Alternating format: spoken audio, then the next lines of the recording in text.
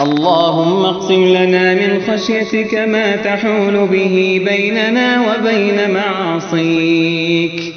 ومن طاعتك ما تبلغنا بها جنتك، ومن اليقين ما تهون به علينا مصائب الدنيا، ومتعنا اللهم بأسماعنا وأبصارنا وقوتنا أبدا ما أحييتنا. اجعله الوارث منا، اجعل ثأرنا على من ظلمنا، لا تجعل مصيبتنا في ديننا، ولا تجعل الدنيا أكبر همنا ولا مبلغ علمنا ولا غاية رغبتنا، ولا إلى النار مصيرنا، واجعل الجنة